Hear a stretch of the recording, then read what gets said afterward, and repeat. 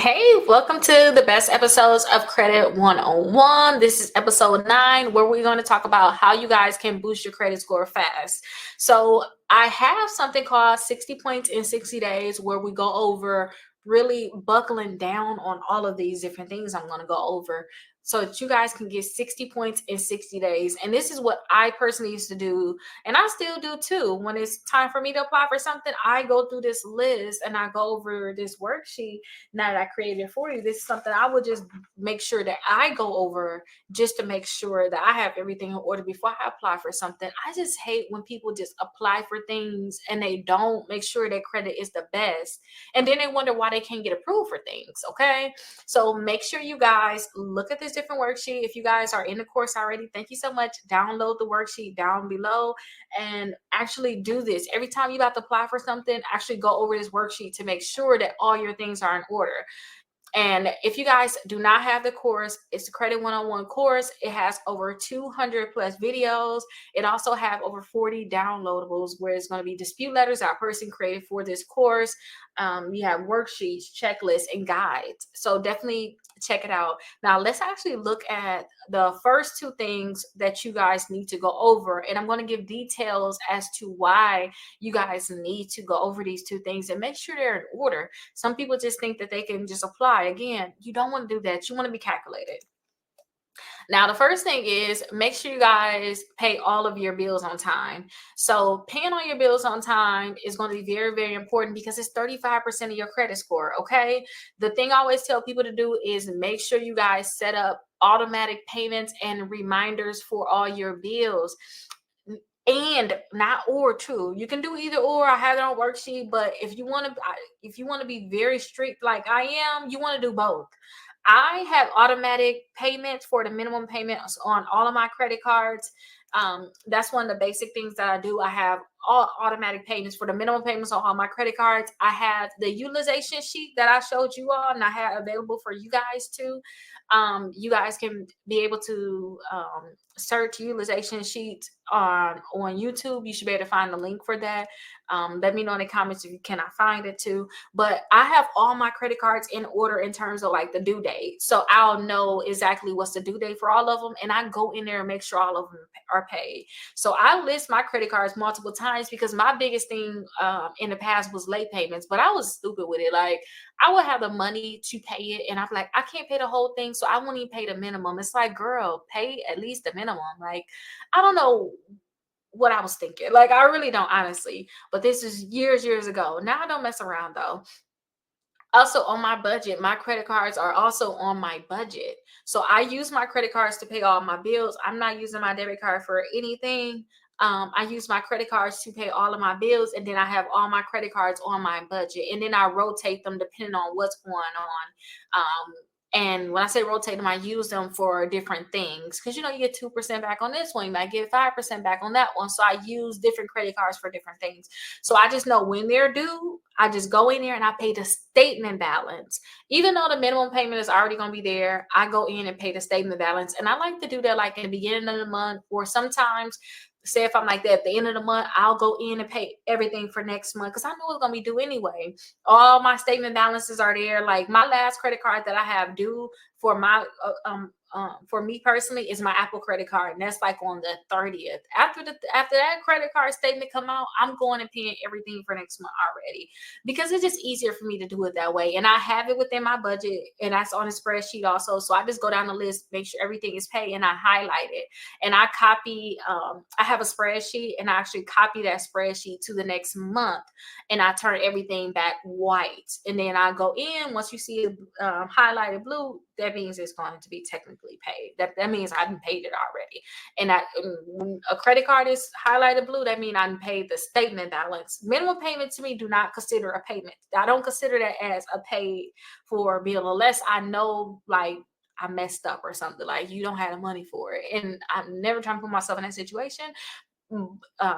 but I literally make sure that it's highlighted blue when the statement balance is paid. Minimum payment to me is not payment because you're paying interest on the credit cards, and I don't want to do that. If you do have late payments, then definitely want to look into some goodwill letters on Rickita.com. I do have late payment removal letters that you guys can definitely get. If you guys need help with goodwill letters, that's to remove the late payments, definitely let me know. But payment history is going to be very, very important. So if you got late payments, please remove those late payments, and also just make sure everything is set up on auto pay. If you have not done this yet, like literally stop, pause the video, and just set up auto pay for everything. And it's so easy too, because they use what's the Plaid plate, whatever you call it.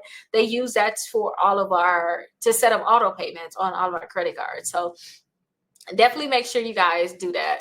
Now, the next thing is lower your utilization. To me, y'all, this right here is so underrated. Like, people don't think of how important it is to make sure that your utilization is very low. So your credit utilization should be your credit utilization is going to be 30% of your credit score, basically. Now, they tell people to have their utilization 30% or below. I personally don't believe in that 30% thing. I believe in 5% when I'm applying for a credit card.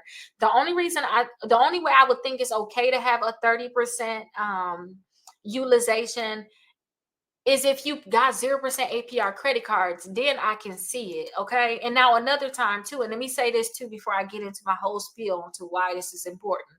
Now, I did have an instance where I had to sue a company, and I had 0% APR credit cards, and I applied for credit cards because when I sue, I have to show damages, and my damages, I cannot get approved for credit cards because of this account that's on my credit report. So in that instance, it did happen. Okay. That instance, I did apply for something, but then I think that's a different thing. Okay. And you can still get approved. You might mess around and be like, why y'all give me a credit card? Why you give me a credit card? I was not supposed to get it as a credit card. You think y'all was gonna give it to me? I have seen you can get approved for credit cards where I think I had got credit cards like a 50-60% utilization sometimes. But still, if you want the highest limit, you want to make sure you're going to get approved for this credit card, not just getting approved, but you want a nice limit, please lower your utilization. Is going to be very, very important. Now, to make sure you guys lower your utilization, you need to see what your total limits are. And you can go to me, my best thing is I like to just go to Credit Karma, or I really don't need to really go to Credit Karma because I have all of my things on my spreadsheet that is a utilization tracker, so I can play with the numbers. So I just put what's my total limits on there. They'll tell me, hey, whatever my total limits of all of my credit cards added up, they'll tell me what that is, and then I'll plug in whatever my balance was, and I will get that from Credit Karma because Credit Karma is gonna be the most up to date on that. I don't have to play the game of going to this website, all these different websites. I'll know what my balance is by just going to Credit Karma and just plugging it all in, and then I'll know the spreadsheet tell me what my actual utilization is. But if you want to know on your end, all you have to do is whatever your total balance is, divide that by your limits, and then multiply that by 100, and then that's where your utilization is going to be. Again, I want that number at 5% or below. That's to me the best. But 30% can be fine. But guess what? If you pre-qualify for these credit cards, again, you could do that on my website, Rickita.com. I already told you you can get the goodwill letters from there. But Rickita.com, if you guys go there, it's a list there where you can pre-qualify for credit cards. If you pre-qualify for it, you can come back. After they give you a denial saying, hey, we couldn't pre-qualify you, they're going to tell you why in the mail. And if they say, hey, you have high limit to high balance to limit ratios, they may say things like that, high utilization. If they say that, then lower your utilization and then go back and apply. But at least you'll know. Now, those are only two things. You have multiple things on this list, so definitely just follow all the different things that's on this list and don't overthink it. Like, literally, what's on the list is on the list. Do exactly what it says, and then once you do everything, I'm a highlighting person. I don't know, it just makes me so much happier just to highlight stuff, just to say it's done. Like, okay, I already did number one, or I don't have any late payments, or I sent out goodwill letter, that's good. Okay, I'm lowering my utilization, already lower my utilization, that's good. Then I'll go number 3. Okay, I got number 3 done. Okay, good. Number 4, oh yeah, I already got that done. Highlight that, good. 5, 6, 7, 8, and then I said, okay, let me go and apply for credit cards at this time. And don't forget to, this sheet right here, it tells you more details, but you do have a checklist, which is on episode 2. So episode 2, you'll see the checklist, or it's going to be the best episodes of Credit 101. Episode 1, I created a checklist so you can just check it all off before you apply for credit cards or any type of accounts. Just check everything off. But I hope this is going to be helpful. Make sure you guys get the Credit 101 course if you don't have it already. If you guys have the course and you're watching me within the course, download it down below. Don't overthink it. Like, literally just print it out and do what's on there, and then call it a day and apply for the credit cards that you want. If for some reason you don't have the late payments off, you still got negative accounts, you can pre-qualify for credit cards without a hard inquiry. So don't overthink it. Let them tell you no. And if they tell you no and say, hey, these are the reasons, and you knew they wasn't done on here, it is what it is. Fix them. Then you say, okay, you don't like that, let me fix it. But you may mess around and get some credit cards, because that happened to me plenty of times. So definitely do that. And if you guys have any questions, definitely let me know. I'll see you guys in the next one. Bye-bye. Hey, welcome to episode 10 of the best episodes of Credit 101. In this episode, we're going to talk about the credit report error identification checklist that I created for the people that's part of membership. Maybe you're already in a membership and you're actually watching this video now. And if you are already in a membership, go ahead and download it. It's down below. This is what it looks like. We're going to go over it now, but go ahead and download it below. If you don't have a membership, it's only $1 to get in for the first 7 days. And at the time of recording this, it's only $9.99 a month, like less than $10. And I have over 40 downloads. I just really want to make sure that people have their credit together before the new year. That's really the goal. So let's get into this identification checklist on your credit reports, because you need to find errors. So we already talked about the FCRA. It's so many episodes. We're going to get deeper into it, certain rights and certain laws and things like that. So since we already talked about that, I need you guys to know how to point out these errors or find information that could be wrong on your credit report, so we can basically put it in our dispute letter. You need to know why it's wrong or what could possibly be wrong. So let's actually get into it. I don't want to waste too much time. So this is the actual checklist. So let's go through everything that's on the checklist. So the first thing is personal information. Make sure that your name is spelled correctly. If you guys see additional names on your credit reports, maybe you'll see that when you get your credit report for Identity IQ, you will see that for Experian, they got 4 different names for you. You want to make sure that they have your name exactly how it is on your ID, on your credit report, your address.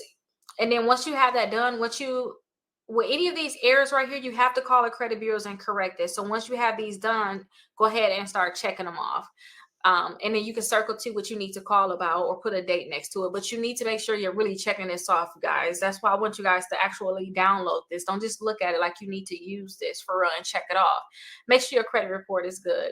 So we talked about the name. Now with the address, you need to make sure that you have your current address on there, and any previous address. I'll say if you didn't have any negative accounts on there, yeah, it can possibly stay on there. But any of those unknown addresses, or if you had negative accounts on certain addresses, maybe you need to get those addresses removed from your credit reports. You really just need that one address, honestly. And all additional addresses, call the credit bureaus. And if it's an unknown address, say, hey, I have an address on here that's not even mine. It shouldn't be on my credit report. And they should remove it right then and there. Now, Experian will give you a problem if you guys, they'll give you a problem if you have accounts tied to that address, but definitely call them to remove it. Social Security number. Is the last 4 digits of your Social Security number accurate? Maybe they have a different Social Security number. Maybe they have multiple ones on there. Make sure you call them to get this stuff corrected. Your date of birth, is that correct? The month, year, and the day. Okay, so make sure this is correct. Sometimes a month and a year is correct, but they don't have the correct day. But that needs to get corrected, so correct that. And then your employment. Is your current employer listed correctly? Also, sometimes you may have previous employers on there. You may want to just call them to get that removed. And you can still call. Let me look at y'all when I tell y'all this, because this is big and I don't know if this is necessary. Some people, if you guys are trying to, no, I'm not gonna say that. I'm not gonna say it. I'm not gonna say it. Let me say it this way then. If you guys have garnishments, if you're gonna get garnished, maybe you don't want to have your employer on your credit report because they can sue you. They'll know your employer. They can literally pull your credit report and know exactly where to sue you. That's what I was going to say. I'm not going to go into detail on that, but just maybe you want to call them and ask them to remove your employer. Not saying any reason why you should. Just say, hey, I see this on there too. I want to have it removed. You could possibly say it like that.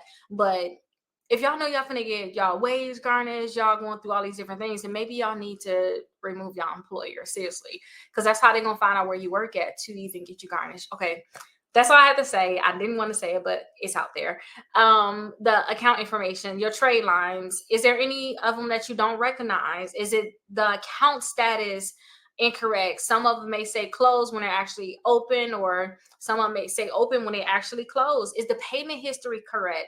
Yeah, they say your account is 30 days late, 60 days late, 90 days late, but do they repeat any months? Is there any months that's missing where it'll say 30 days late, 60, 90, and then the next month don't say anything, and then they go right to 150 days? Is it errors like that? Is the balance incorrect, or do you have any duplicate accounts? Now, listen, our credit reports have to be 100% correct. So if you want to find out a reason why accounts should be deleted, find something. The balance is incorrect, or they need to correct it or delete it. That's the two options. And a lot of times they don't correct these things. So I mean, if you didn't correct it, you need to delete it. The payment history, correct it or delete it. And they're not correcting it correctly. So what should they do? They should delete it. Duplicate accounts, there's no reason for duplicate accounts. They need to correct that, correct it or delete it. Either or, like right away. Look at your bankruptcy, see if all of them are reporting the same, because sometimes you may not know like the correct numbers that should be in there, or you may not know exactly like what's the dates of any of that, but you can see if there's errors across all three credit bureaus. So see if there is an error, like, oh, well, TransUnion says this and Equifax says this. Like, how is it possible when it's the same bankruptcy? Check the status of it, whether it's discharged or not. So that's going to be a big one. If it should say discharged and it doesn't, that can be a problem. You can have that updated. Inquiries, is any of them over 2 years? So you got old inquiries. You want to see if it's any inquiries you don't recognize, because if it is something that you don't recognize, you need to call them and tell them to remove those inquiries from your credit report, and make sure you have a freeze on your credit report for sure. Now, when it comes down to these collections, is there any collections basically that you don't recognize? Look at the last data activity on those collections. Look on whether it says settle or pay. Look at the amounts. Maybe they have an incorrect amount. So look at these different things. But the next step is make sure that you contact the credit bureaus about these different errors. We have dispute letters, and actually episode 11 is when we go into the actual summary and the guide. So it's a guide where I tell you like your different rights, such as you have a right to get your credit report, and this is the actual statute. Because I'm in school right now, basically, to make sure I become a lawyer for things like this. So I put certain statutes on here. So definitely use this guide if you guys have different errors. And then also episode 12, we're going to actually reviewing the errors on your credit report, going even further. It's another checklist that you guys can use. Maybe you don't like this one, maybe you want to use another one. And then episode 13 and 14, we actually have dispute letters. So if you see those errors, use the dispute letters to actually to actually correct them. And make sure you contact the creditor. But remember, you got to send a letter to the credit bureaus first. So we have to send a letter to the credit bureaus first. Then we can send a letter to the actual creditor or collector. So again, episode 13 and 14, episode 14 really got a whole package of letters in there.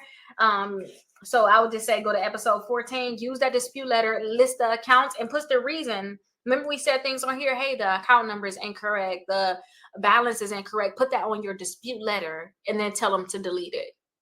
Okay.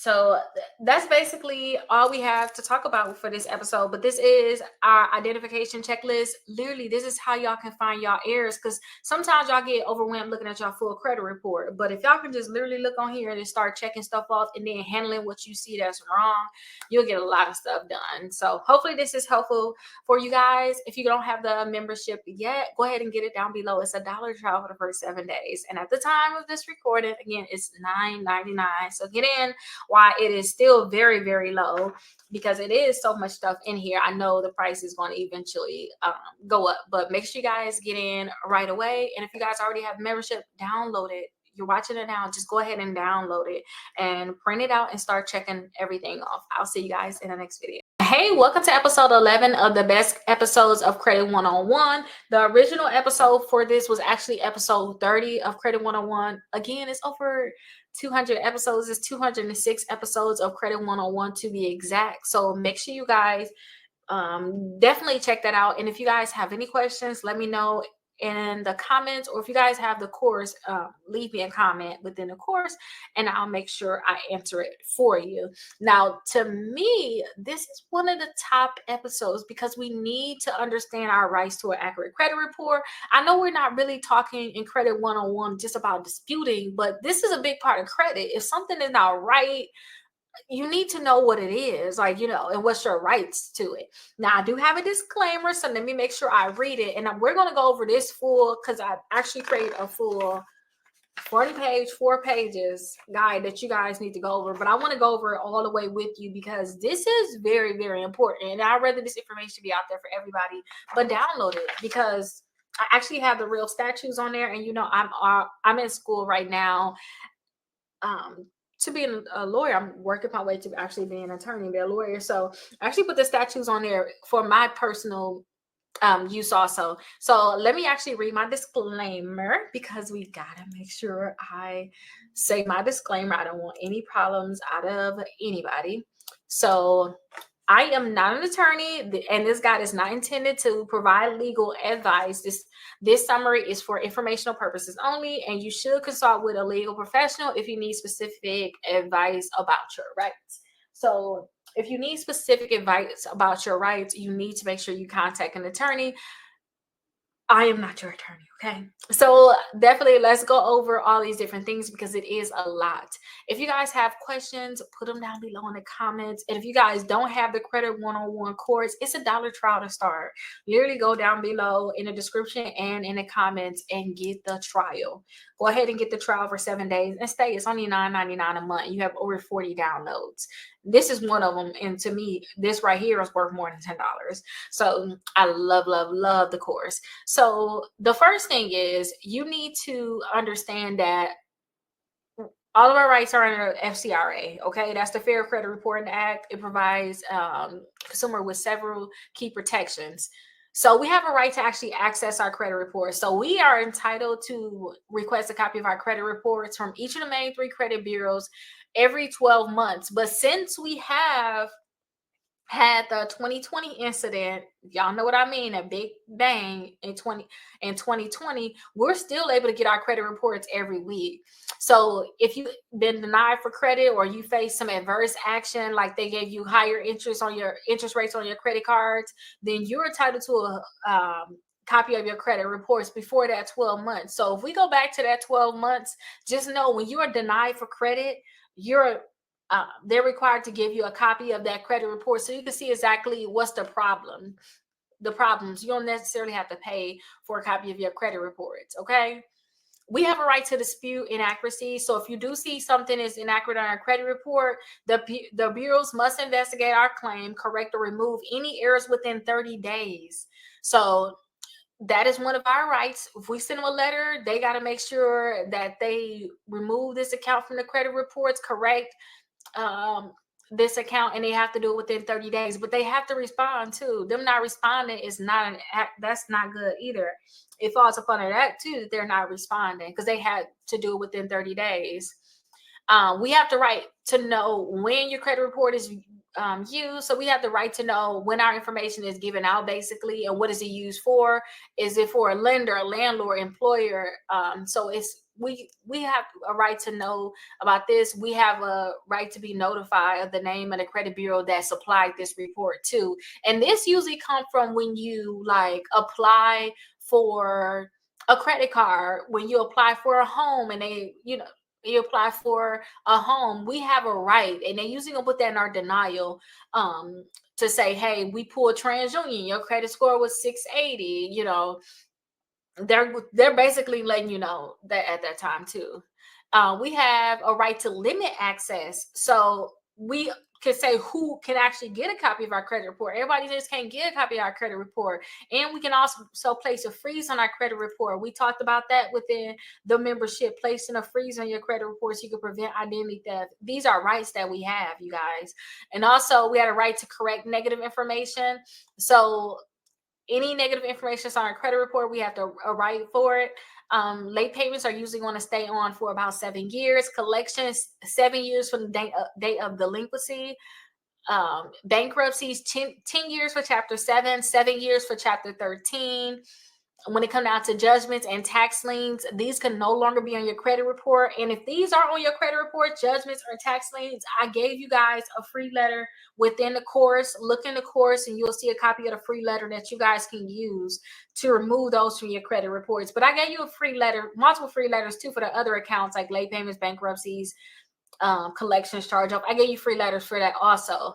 But some of the common errors can be our personal information, like our incorrect names, address, social security numbers, accounts that don't belong to us that we didn't even open at all, a duplicate account. So duplicate account, they mean that they have the same account listed more than once. It's double jeopardy, y'all. Like, y'all hitting us twice. That's what I'm thinking about. So accounts that's listed as open when they're actually closed, and vice versa. They got accounts listed as closed, but it's actually open. That's an error. Payments marked as late when they're actually paid on time. Paid or settled collections still showing as unpaid. And again, tax liens, judgments, and bankruptcies reported incorrectly or listed incorrectly. So that's something. Now, you guys make sure that you guys, if you want to dispute an error, all you have to do is gather all your information, submit a dispute. Well, I necessarily wouldn't suggest us to submit it online, but you could mail a dispute letter. Make sure that you guys check out the dispute letters that we have in the course, and then make sure you guys follow it up and do a CFPB complaint if you have to. If they continue to not remove it, do like I did, sue them. Okay, the simple as that. Get an attorney for that, or just do some of your research. Now, how long could this negative account stay on our credit reports? We kind of already talked about how long they're gonna stay on our credit reports for.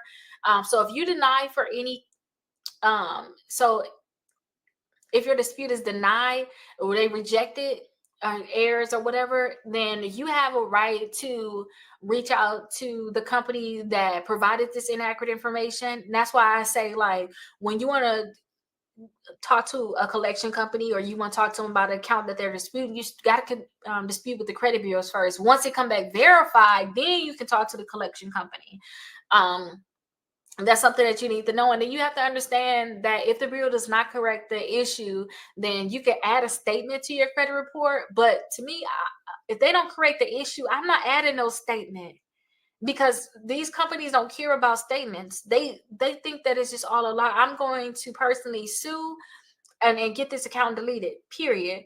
So if the credit bureaus fail to resolve the issue, then make sure you file a complaint also with the CFPB. So again, maintain an accurate credit report. Look at your credit reports. We have every year we can get a copy of our credit report for free. You can get a copy of a free credit score too from aura.com/Rickita. They have a 14-day free trial with Aura. And then make sure you just check for errors. As soon as you see errors, just make sure you do something right away about these errors. Do not let these errors just sit on your credit report, because it's going to affect you in the end when you're applying for a credit card. You're not going to get good credit cards. You're not going to get the good 0% APR credit cards for 20 months. You're not going to get stuff like that. You're not going to get credit cards that offer you cash back, no annual fees. You're not getting those cards.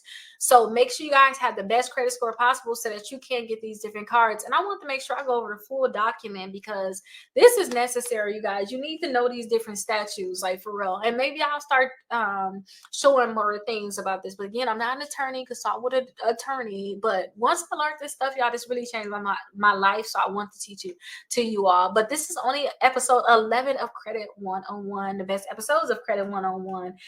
Let's go over some more of the different episodes. If you do not have the membership, go ahead and get the membership. It's $1 trial down below for 7 days. And then also, if you're in a membership, download this. You're going to need this document, especially if you have negative accounts. So definitely download it so you can have it handy. See you guys in the next one. Hey, welcome to episode 12 of the best episodes of Credit 101. The original episode for Credit 101 is actually episode 32. Now, I created a different checklist. This is a checklist that maybe you want to just print out. It's just one page. It's not so detailed as the original checklist that I did create for you guys. That checklist was actually for episode 10. This is like a miniature one. It's a one pager. I like it. Something that you can just print out and you can just keep checking. You know how I say every 3 months or every month you should be checking your credit, or every year. Decide when you're going to be checking it. This is something that you can just have to just check off and make sure all your accounts is good. So you don't have to overthink it. Maybe you don't want to continue to go deep. Maybe you're going to forget certain steps when it come down to checking credit. This checklist can help you make sure that you stay on track. If you guys are watching this because you're already in a membership, go ahead and download it. Keep a copy of it, you guys. You're going to need it. You're going to need to continue to check your credit. I know, like me, I'm seeing so many credit reports. I can just skim through it and I can already see different errors. I can just see if there's something wrong. But if you're not always looking at it, then you need to have a checklist. And that's what this checklist is good for. And if you guys are not in a membership, and you can't just download it down below like the people that's in the membership, go ahead and get the membership. It's $1 for the first 7 days, and it's a $9.99 monthly fee for it. It's less than $10 a month, literally. So go ahead, and that's at the time recording. Let me say that because it's going to go up, because there's no way this should be $9.99. We're talking over 40 different downloads. We're talking personalized dispute letters, debt validation letter. We're talking about a lot of good stuff that you may pay $50 for by yourself. So I know it's cheap right now because I want people to have their credit together before the new year. Y'all have everything. Go ahead and download it. I have the link down below. Let's go over this guide. Now, with this guide, this checklist, you guys can use a simple checklist to basically review what's on your credit report. These can be regular checks to make sure that everything is good, you don't have any mistakes, and it's going to prevent issues, and from you, it's going to prevent you from hurting your credit in the future too. So make sure that you just go over this checklist. I would say at least every month. Okay. I know a lot of times, we're supposed to get our credit report every year. You can check it every year, but I just feel like if there's something wrong, you're going to want to know about it right away. So I suggest you just check more often. Okay. So check to make sure your personal information is correct. Make sure that your full name is on here, and that's it. You don't want to have multiple names on your credit report. Check to make sure that you have your current and your previous addresses listed. Okay, with your social security number, make sure that the last 4 digits of your social security number is correct. And also with your date of birth, make sure your date of birth is accurate. And your employment history, make sure that it's current, or you have your past employers. In the last video, episode 10, I said, hey, if you think you're going to get sued, you're going to get garnished, be careful, because maybe you don't want to have your past employers on there. Go ahead and close the door, Chunk Chunk, and lock it. Now, the next one is you want to review the accounts and trade lines on your credit reports. So the account ownership, are all of your accounts yours? Do you have any unauthorized accounts that shouldn't be on there? Is the account status correct? The accounts that say open, are they really open? The accounts that say closed, are they really closed? The payment history, is it correct? Do you have any late payments on there? Do you have any late payments that's wrong? These are the different things you should look at. If you don't have late payments, but you should have one, we're not worried about that, okay?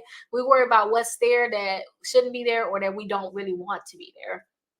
The balance and the limits, are those accurate?